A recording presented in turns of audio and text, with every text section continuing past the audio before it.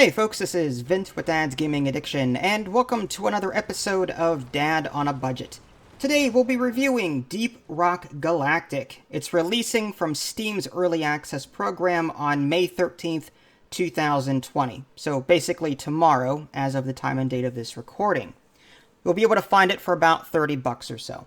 So what is it? Well, it's Left 4 Dead meets some sort of dwarven mining game. If you like a first-person shooter slash cooperative setting, and you like mining for resources and upgrading characters, then I think you'll be right at home with this. I've got roughly 46 hours or so game time in this game, so I think I'm somewhat of an authoritative figure on whether or not this game is good or not. There are plenty of other people out here that have 200 plus hours, but I think my 46 hours does grant me some say as to whether or not this game is actually any good.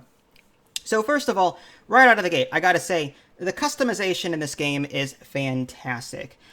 There are so many different ways to customize the 4 classes that you're given, and each class has something different to bring for your team.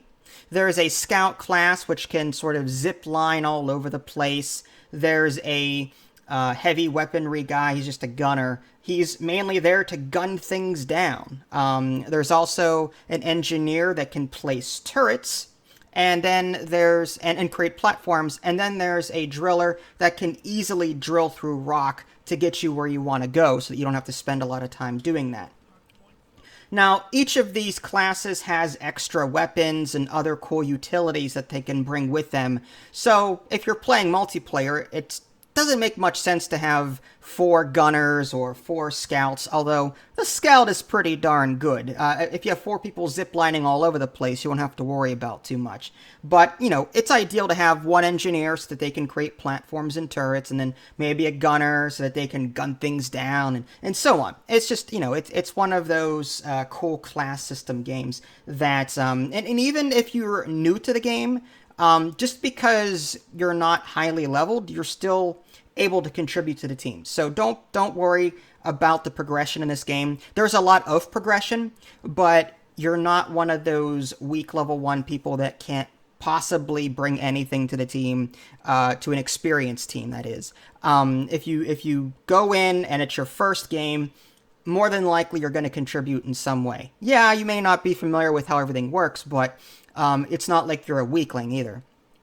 So another thing that you can customize as far as your classes go, you can customize their look, you can customize their skill tree. You'll be earning these perk points, which you earn via achievements. By completing these in-game achievements, you earn these perk points, and then you can unlock perk points. And then you have to later go to your equipment area to assign what perk skills or what perks to bring with you into your next mission. So if you unlock, say 10 perks in this perk tree, you can only maybe bring at most 3 with you. In the very beginning, maybe only 1 or 2, because you haven't unlocked the ability to bring more. That's one of my sole complaints about the game, is that you're unlocking all these different perks, but you can't bring them all with you. You have to sort of pick and choose which ones you want to bring. But that's kind of water under the bridge. There's also equipment upgrades. So as you play, you're going to be mining for gold and other sorts of minerals, and you'll be able to spend these minerals to upgrade your gear, whether they be your flares or your class-specific utilities, like you can upgrade your engineer's turrets or your scouts, whatever weapons they have, and so on. So you'll be able to take the minerals and the gold that you're mining in these levels and then actively upgrade these characters. Now, you can concentrate on 1, you can concentrate on all 4 classes, it's completely up to you. There's also missions that will unlock different weapons for your particular class. So as a level 1 engineer, for example, you may only start off with, say, a shotgun, but then after taking on mission-specific missions just for you, which anyone can help you out with, by the way. But if you embark on that mission and you complete it, you'll be on your way to unlocking that new weapon that you can spend minerals and gold to upgrade. So there's a lot of things to upgrade, to unlock, to assign to your character. There's such a deep element to this. And even for advanced players, it doesn't get boring because there's something called a forge, there's deep mining modes, there's a mineral trade system. So if you're a veteran to the game and you're like, well, after so many hours, it's just the same thing over and over. Not really. Once it takes a while to actually get to the forge and get to the deep mining modes. So, new game plus players, if you will, have something new to do when they get so far into the game and to keep them busy. That's another thing this game has going for it. There's, in between levels, there's basically a huge area to where you can walk around, you can assign perk points, upgrade equipment, assign your look. There's also a bar that you can order drinks for your team, and you can drink them to get various buffs or just be drunk. It's up to you. There's also a little mini game where you're kicking a barrel into a little hoop that goes back and forth. It's actually quite addicting. It's silly, but it's addicting nonetheless. And whenever you're ready to embark on a mission, you're going to look at the map, you're going to choose a biome, or you're going to choose like a section, and then you're going to choose a particular mission from that section. There's a lot of different ones, and they rotate out. So the missions that you see in front of you now won't be the same, say, half an hour from now, because they'll be cycling out constantly, and they vary in size and complexity.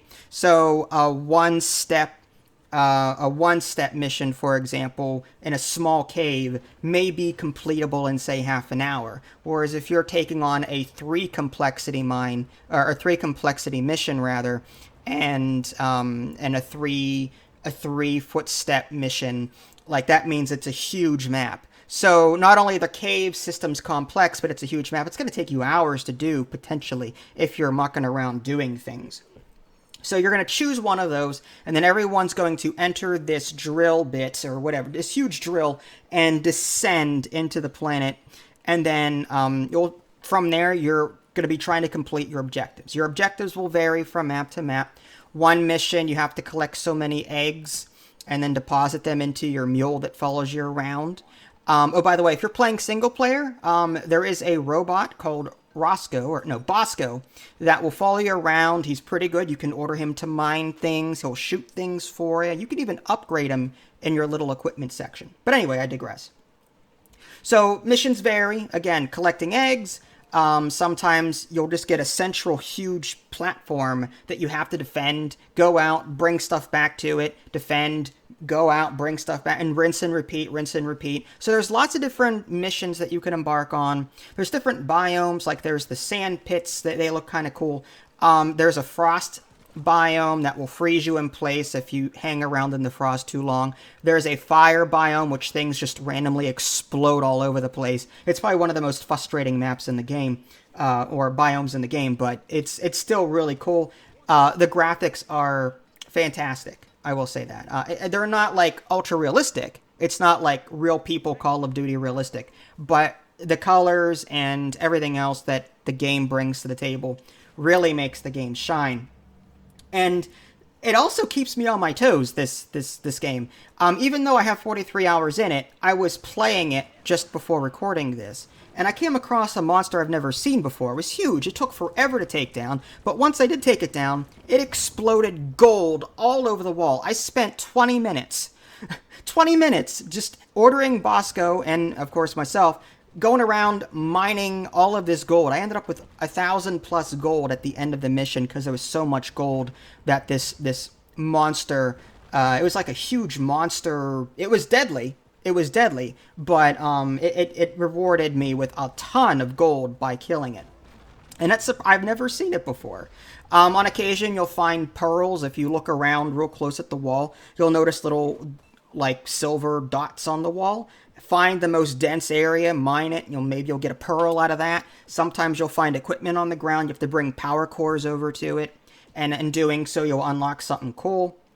So there's a lot of weird things that, I didn't know I could do that, or I didn't know this thing existed. and so on. It'll keep you on your toes for the first several hours of the game. Things I didn't like about it. I don't like, and I've mentioned this already, I don't like the fact that you can unlock all of these perks. I've got like 10, 15 perks unlocked, and I can only choose 2 of them to bring with me into the level. So it's like, I wish that I wish the limitations there weren't so restricting. It just doesn't make sense to unlock 15 and then only take 2 with you, and maximum I think is 3. And also, I wouldn't call this a negative, but more of a warning. Missions can take a while. Even on the smallest map size and on the easiest cave complexity, and there's 4 difficulties as well. Maybe 5 now. But there's like hazard level 1 through 4. There's possibly a 5. Don't quote me on it. Even on the easiest, it's going to take you a while. If you're going to hang around and mine everything and explore, it's going to take you half an hour to an hour, possibly even longer on the easiest map, the smallest and the easiest cave complexity map, to go around collecting everything that you want. Most missions also have a secondary objective. You don't have to do it, but it behooves you to do it. That way you can get more resources and more bonus points at the end of it all. So yeah, those are the only real 2 complaints I have about the game. But all in all, the positives definitely outweigh the negatives. Okay, so because a lot of you always require some kind of review score, I'm going to go ahead and rate this on my typical Picard scale. So, on a scale from Pirate Picard to dang, Troy didn't age a day Picard, I'm going to have to give this a number 1. I order you to take a number 2 Picard. There you go. Hopefully that review score was incredibly helpful to you. I know I rely on it constantly whenever I'm deciding whether or not to pick up a game. In case you couldn't tell, this game is fantastic, and yes, I do recommend it. It has crazy, insane replay value, and I enjoy playing it. If it didn't have the upgrade systems and the perk points and all that jazz, I might have played it once or twice. But the fact that I can go in, mine for hours, come back, unlock stuff, rinse and repeat for days and months and years even, that just provides so much to this game. And yeah, I highly recommend it. Even at the $30 price tag, I think you'll get a lot of playtime out of it, assuming that you like the style of game. I'll even go as far as to say that it is one of the best PvE cooperative games that have come into play in a long time. Yeah, Left 4 Dead is good. It's good. But this takes Left 4 Dead and elevates it by at least 5 steps. Like, it's just, this is a Left 4 Dead plus, because there is no progression in Left 4 Dead. It's just a constant in, out, done. Don't play for a while, in, out, done. You know, it's just, it's boring after a while. It's the same maps over and over again. It's a good game, Left 4 Dead, but this game has the progression system, and like I said earlier, even though you might be new to the game, the progression system won't limit you. You'll still have plenty to contribute to an experienced group, should you decide to get into this and play multiplayer. If you guys haven't already, subscribed to me on Twitch and YouTube. That way you can stay up to date with any new content I happen to publish. This is Vince, thanks for watching, and I'll catch you next time.